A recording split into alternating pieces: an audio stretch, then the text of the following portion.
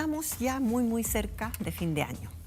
Fecha que nos da alegría porque nos divertimos, lo pasamos bien, nos vemos con amigos, familia, pero también es una fecha que nos produce mucha preocupación, sobre todo a los que somos papás, cuando nuestros hijos, adolescentes, salen a fiestas, cuando tememos de que puedan ingerir alcohol, por ejemplo, y las cifras lamentablemente son tremendas. El año pasado, para Año Nuevo, hubo 14 personas fallecidas por accidentes de tránsito debido al consumo de alcohol.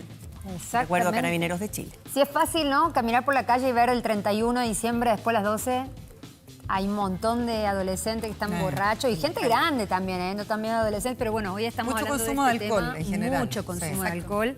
Y justamente, a pesar de que Carabineros fiscaliza y todo, nunca es suficiente, siempre tienen la manera de escabullirse o de hacer estos encuentros clandestinos en la calle que perjudican y terminan hasta matando gente. Hay una campaña española que se hizo en el 2017 que mostró un mensaje desde un lugar bien inesperado.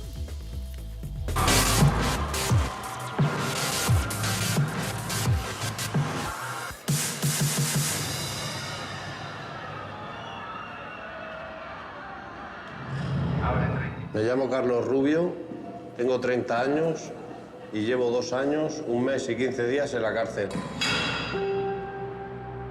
Estoy aquí porque casi mato a 2 personas y a una tercera la maté, que era mi amigo, Juan Antonio. Pues el alcohol me hizo que fuera más deprisa de lo normal y me salí en una curva y me di contra otro coche de frente. Si bebes y coges el coche, cuando salgas de este local, te puede pasar lo mismo a ti. Yo no quiero cortaros el rollo ni nada de eso, pero si esto sirve para salvar tu vida o la de otra persona, habrá merecido la pena. Gracias.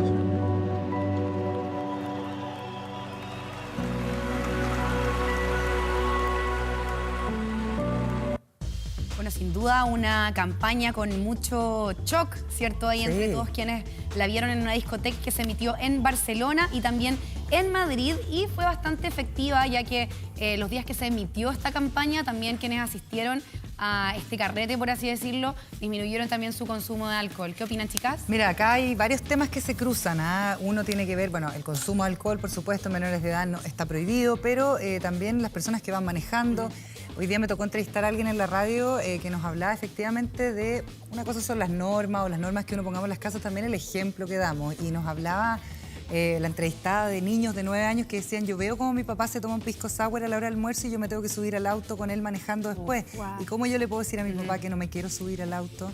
No me atrevo. Entonces es bien impresionante porque una cosa es la preocupación que nosotros como papás tengamos, pero también cómo como sociedad vamos también quizás validando algunas cosas que finalmente son la base de los problemas que vemos en los jóvenes, en los adolescentes, porque también como sociedad tenemos que hacer un esfuerzo colectivo y eso es indudable. Tal cual. Bueno, ¿qué pasa con ustedes, por ejemplo, que son mamás, Margot y Nena, y pasa esta típica, no sé si costumbre, pero también algo que se repite mucho con el típico de no, yo prefiero que tomes en la casa un sorbito cuando eres niño? También es algo que se repite harto. Sí, yo creo que cada vez menos, pero sí pasa mucho el tema del ejemplo y por otro lado, yo veo más, yo por lo menos me siento esperanzada porque veo más conciencia en temas de los jóvenes y el consumo de alcohol o drogas, ¿ah? Ojo, se hacen mucho menos exámenes de droga además en las fiscalizaciones de tránsito que de alcohol, pero veo que hay más responsabilidad, por lo menos sentido de responsabilidad en las generaciones más jóvenes. Sí, y además se suma a que es más fácil hoy en día tomar un automóvil con estas plataformas de transporte, y también siento que hay un poco más de conciencia respecto a no manejar si han ingerido alcohol. Pero no las drogas, ojo con eso. Así que vamos a hablar de todos estos temas con Raúl Perry. Él es gerente de programas de la Fundación San Carlos de Maipo. Yo te quiero preguntar, Raúl, y darte la bienvenida. Primero que nos cuentes un poco qué es lo que hace la Fundación. Perfecto, bueno, un gusto estar acá. La Fundación San Carlos de Maipo se preocupa del desarrollo positivo de la infancia a través de la prevención, usando programas basados en evidencia para fortalecer factores protectores y para debilitar los factores de riesgo que están a la base de las conductas problemáticas, una de las cuales estamos hablando hoy día, que es el consumo de alcohol y drogas, pero también son los mismos factores que están a la base de la violencia, de la delincuencia, de la deserción escolar, de las conductas sexuales de riesgo. Si trabajamos en esos factores de riesgo y en esos factores protectores, vamos a mejorar el futuro y el desarrollo de nuestros niños, niñas y adolescentes. ¿No te pareció buena la campaña que presentaron en España en medio de una disco? Me parece muy interesante, pero creo que le falta Un pelito. ¿Y cuál es ese pelito? Que el mensaje, por supuesto que es fuerte cuando uno lo ve de esa forma, Más ¿no? en una disco, ¿no? Donde Por están todos supuesto, como pero arriba de la pelota. es mucho más fuerte cuando llega por parte de los padres, cuando llega por parte de los adultos significativos, por lejos. Ajá. Lo que nosotros hemos visto en algunos de los programas que tenemos en la Fundación, como el programa Familias Unidas, es que se le entregan habilidades a los padres cuando los niños son aún preadolescentes. Y cuando llega la etapa de la exploración, 3 años después, los chicos presentan menor consumo que los padres que no han pasado por el programa. Y eso es porque los padres adquirieron las habilidades para en ese minuto tener la conversación significativa. ¿Y cuáles son esas habilidades? Ah, Para bueno, tener una idea. Excelente pregunta. Yo diría que una de las grandes temas es cómo nos comunicamos, cómo nos transformamos efectivamente en ese adulto significativo. Y cuando los niños son chicos, es más fácil tender esos puentes. En la medida que van creciendo, se nos hace un poquito más difícil a los adultos mantener esos puentes porque se requieren habilidades distintas. Se requiere una comunicación que sea más efectiva. Una comunicación donde la otra persona se sienta validada. Y ahí yo diría que hay como 3 pasos que son esenciales para manejarlo. Uno de ellos, poder validar el sentimiento del otro. Si llega el chico, nuestra hija, nos dice, no, olvídate, quiero salir y no quiero que me digáis nada porque esta fiesta es súper importante para mí, nosotros le decimos, pero si te quedan miles de fiestas por delante en tu vida, olvídate de eso, no te preocupes, no, olvídate de esta fiesta. Nosotros estamos invalidando lo que ella siente, que o él siente, para él, ella en ese minuto, eso lo es todo. Nosotros partimos validando ese asunto, nos volvemos más significativos en ese diálogo. Ese es un paso. Ahora, Raúl, qué difícil, ¿ah? Yo me imagino acá las mujeres que son mamás, yo, Dios mío, no sé cómo lo hacen, me saco el sombrero. Porque además pasa que cuando uno es joven, uno viste que siempre, a mí no me va a pasar nada, No, te tira de eres parapente, inmortal. sí, soy inmortal, cometés miles de errores que pueden ser muy caros y bueno, muchas veces tenés suerte, otras no tanto, pero ¿cómo abordar desde el lugar de papás a los hijos para explicarle de que no son invencibles? De que no son en el Superman, que no les va a pasar nada, que si de verdad toman alcohol y manejan o se suben con alguien, como decía la nena, que tomó alcohol, es un riesgo súper grande de que hasta pierdan su vida. ¿Cómo los concientizás a esa edad? Bueno, hay varias estadísticas que muestran que los jóvenes saben que el alcohol y las drogas no les van a hacer bien para manejar o para estar en una situación social. No es la razón de la percepción de riesgo la que va a cambiar su actitud. Pero estar en sintonía con quien les importa, y en este caso los padres, los cuidadores, eso sí es diferencial. Hay un estudio en Australia que siguió a 1.200 niños por más de 6 años y lo que muestra es que el principal factor de riesgo para empezar a beber es que los padres inicien en el alcohol. ¿Inician a ellos en A el los alcohol? niños. Lo que Como estábamos lo que hablando Lo que estaban hablando recién. Prueba un poquito. Exacto, no, mejor que tomes acá. Porque Claro, eso mejor que tomes acá. aumenta no solo el nivel de consumo, sino la cantidad de veces que consumen. Es pésima señal porque estamos dando una señal de que esto es menos riesgoso. Entonces, primero, señales. Y eso, hablando de las señales, lo que yo mencionaba, porque yo quedé hoy día helada con ese dato de niños que no se querían subir a los autos Sí. con los papás que sí se habían tomado un trago, un traguito, una copita. La sanción social también, si uno está en un restaurante y ve que la persona tiene las llaves del auto arriba de la mesa y una botella de vino arriba de la mesa, uno no se atreve a decir, oye, tú estás manejando y estás tomando. Uno debiera decir esas cosas, porque eso finalmente es un apoyo colectivo a terminar con esas lógicas, Sí, ¿no? por eso yo retomo también el tema o la idea de la campaña, porque la campaña está muy dirigida a los adolescentes, a los jóvenes, como si tuviéramos que resolver el problema ahí. Ajá. Yo creo que hay una gran responsabilidad del mundo adulto, que podemos tener esta comunicación más enriquecedora. Cuando los validamos, cuando dejamos de hablar del tú eres, cuando yo le digo a mi hijo, tú eres un flojo, no solo lo invalido, sino que además establecí el final de la conversación. Claro. Si yo le digo, yo tengo mucha preocupación por lo que te vaya a pasar en estas fiestas, porque si a ti te pasa algo, mi vida se acaba. De hecho, nosotros tenemos una sección que es muy popular acá en el programa que se llama Usted no lo diga. Y tenemos varias frases que queríamos comentar contigo. Por ejemplo, no vas a salir a ninguna parte. Eso es como invalidación total. Invalidación total y además también en esta edad es mejor negociar. Ya. Negociemos. Estamos hablando de qué edades más o menos. No, estamos hablando de los 14 hasta los 16, Hasta los 18 20. años, hasta los 20 Claro. quizás. Negociemos. ¿Quieres quedarte hasta tal hora? Ok, yo te voy a buscar. No, porque no quiero que me vayas a buscar. Te tienes que quedar hasta más temprano. Claro. Y me tienes que avisar de vez en cuando, me contestas el teléfono. ¿Te parece un acuerdo razonable? Negociemos. Negociando se consiguen mucho mejores cosas en esta etapa. A ver, vamos a ver otro. Usted no lo diga. Usted no diga. ¿Viste? Te lo dije. Si es que queda alguna embarrada. Sí. O sea, a mí me da nervio eso porque de repente yo veo mamás y papás que le dicen a sus hijas cuando no tienen cómo volverse a la casa, por ejemplo. Eso es, pero sentenciarlas, ¿no? Sí, no, y además también es como los niños requieren sentir la incondicionalidad de sus padres, incluso cuando se equivocan. Nosotros preferimos que nos digan me equivoqué a que nos oculten la situación. Pero para eso necesitan sentir esa incondicionalidad y esa incondicionalidad no se construye con el reproche en ese minuto. Vamos a ver otro, a ver. Tenemos otro, usted no lo diga, dime con quién andas y te diré quién eres. Esa me la dijeron a mí varias veces. ¿Y no hiciste caso? No hice. No sé, no. Yo creo que efectivamente hay que tener cuidado porque es una línea muy delgada. Las palabras ¿no? construyen realidad, sí, ¿no? pero además también esto de ningunear o eliminar, invalidar las amistades pueden reforzar algunas amistades que uno ve con peligro. Creo que es más importante el sentido de establecer esos canales y esas normas negociadas. Ok, si vas a salir con estos amigos, bien, pero yo quiero que tú te mantengas comunicado conmigo. Quiero que evites el trago.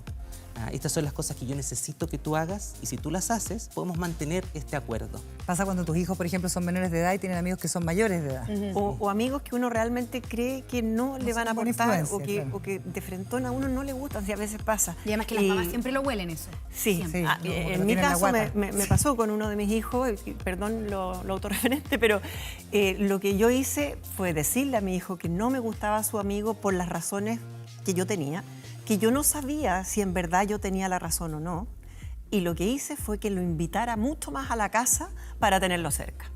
Finalmente mi hijo se dio cuenta que no era adecuado como amigo, solito, pero lo tuve cerca. Claro, pero no Pero tirarlo ahora para a ustedes afuera. los padres les pasa una cosa que también es cuestionable, que lo digo como hija, que era como no te juntes con ella porque te lleva por mal camino. Pero si al final uno es el que toma la decisión también. Bueno, pero eso es como esa frase, pues usted no lo diga. Es que, claro, es un instinto maternal, pero uno no tiene por qué tener la razón. Yo también soy de la lógica de la Margot que invito mucho a la casa y al final ellos solo se van dando cuenta quiénes son sus amigos y quiénes no son sus amigos. Creo que tenemos más, usted no lo diga, ¿no? A ver, señorita directora. Pobre de ti si te pillo tomando. Esa me suena, me sale natural decirla. Me salió, pero de adentro. Sí, eso no se puede decir tampoco. O sea, yo creo que se puede decir, pero siempre y cuando esté en un contexto, digamos, y sobre todo en un contexto de relación. ¿Sí? Esto no es un tema Como de la buena dos onda. frases, Ya. exacto. O sea, hay que construir este diálogo, hay que tener una sensación. Preocupémonos si cuando nos sentamos a conversar con nuestros hijos, nosotros hablamos el 90% y ellos hablan el 10%. Yo creo que ahí hay una situación, porque hay muchas cosas que nosotros les podemos decir si estamos conversando. Y si no estamos conversando, entonces tenemos un tema que tenemos que mirar, tenemos que buscar ayuda para mejorar esa Pero comunicación. eso podría ser como en tono broma. Y a la Coté le vamos a dejar la última que A me ver. tinca que te la han dicho alguna vez. A Coté, ver. a ver. Ah, si todos lo hacen, tú también. Claro. No sé. ¿Qué mamá no nos dijo eso? ¿Que acaso si tu amigo se tira al tercer piso, tú también te vas a tirar? el puente. Bueno, Sí, que esa clásico también. es una forma de construir el famoso tú eres, ¿verdad? Tú eres alguien que copia, tú no tienes iniciativa propia. Cuando uno lo plantea así, juzga y ese juicio rompe la comunicación. Claro. Hablemos de lo que nosotros sentimos. Tengo preocupación por las personas con las que te juntas, tengo inquietud por lo cómo te estás desarrollando, me gusta verte cuando veo que te interesan Estás cosas contento. constructivas, me gusta verte Hablar cuando en estás contento. positivo. Y no solo en positivo, desde sino de lo que nuestro- uno siente. Claro, eso y es eso es buena. válido no solo para nuestros niños pequeños. Porque eso finalmente humaniza el rol que uno tiene como criador, por decirlo de alguna manera, ¿no? Porque también uno siempre tiende a ponerse como en un rol como yo estoy sobre todo, yo no tengo sentimientos, yo estoy bien, pero si yo voy a mis sentimientos hacia mi hija o hijo, podría igualarnos, ¿no? En la Al menos en relación. el diálogo. Claro que no somos iguales. Hay una tendencia muy fuerte a creer que los niños son como humanos chicos o adultos pequeños, de pequeño tamaño, digamos. Más o menos por ahí por los 18 años se termina de formar la parte del cerebro que tiene la conciencia a largo plazo de las acciones que uno realiza. Antes de eso, esa conciencia no está completamente consolidada. Entonces, efectivamente, no piensan exactamente de la misma manera, ni sopesan riesgos o consecuencias de la misma manera que nosotros. Por eso tenemos que tener esta construcción de comunicación. Que está Y qué importante es construir eso junto al colegio, junto a otros apoderados, porque a veces uno tiende a ser el único dentro de un grupo y es difícil para los jóvenes sentirse fuera de su grupo. Yo me quedo con las palabras que tú decías, Margot, en torno a cómo tenerlos cerca, cómo acercarnos a esos niños y a sus familias y entender en el fondo si tenemos elementos comunes. Una de las prácticas que tiene más evidencia en el mundo es justamente el establecimiento de normas claras y comunes que atraviesen toda la comunidad en la que estamos parados. Y yo creo que eso es una gran señal para todos los adolescentes de qué es lo que a todos nos importa y construye. Y Raúl, no sé si es que es algo que esté pasando como de manera más generalizada, pero yo también veo mucha organización por parte de las mujeres sobre todo y darse cuenta de los riesgos que suelen pasar sobre todo en fiestas y las precauciones que están tomando. De hecho, les quería mostrar un elemento que es un ya clásico, por así decirlo, cosa que es muy terrible, que es un collet, que es una liga para el cabello que tiene adentro un cubrevaso, por así decirlo, que lo que hace es evitar de que te pongan cualquier elemento externo dentro de tu trago. Está buenísimo. ¿Qué es lo que opinan de esto? Claro, uno dice es buenísimo, pero por otro lado, Qué terrible decir que esto es buenísimo, no debería Qué terrible ser algo llegar a eso. normalizado. Sí, yo creo que hay 3 planos de prevención que estamos tocando en esta conversación. Hay uno que dice, hagamos que la situación sea lo menos riesgosa posible, ¿verdad? El collet. Segundo, informémonos. Sepamos que efectivamente si tomo, si me drogo, tengo un riesgo mayor de tener un accidente. Y hay una tercera componente. O de ser agredido. O de ser agredido. Hay una tercera componente que yo creo que es probablemente la menos cuidada por nosotros como sociedad. Tengamos las habilidades que reducen esos factores de riesgo y aumentan los protectores. Buena comunicación, colegios que invitan al aprendizaje, comunidades con normas claras, habilidades sociales para tener una conversación no solamente con los padres, sino que con los pares. Entonces, si formamos esas habilidades, vamos a terminar de formar un círculo virtuoso que va a proteger a nuestros niños, niñas y adolescentes. Raúl, muchas gracias. Fundación San Carlos de Maipo, ustedes la encuentran en internet fácilmente. Muchas gracias por acompañarnos, excelentes consejos y ojalá que a alguno les sirva. Todavía estamos a unos días de las celebraciones. Exactamente, y ya saben, si van a tomar, no manejen. Si tu amigo toma, tómate un Uber o cualquier cosa, gástate 2 o 3 lucas más, pero salva tu vida, que es lo importante por ti, por mí y por todos. Y la de los demás. También. Por eso. Porque cuántos choques hay de gente que choca a otras personas Sí. que no han tomado. Entonces...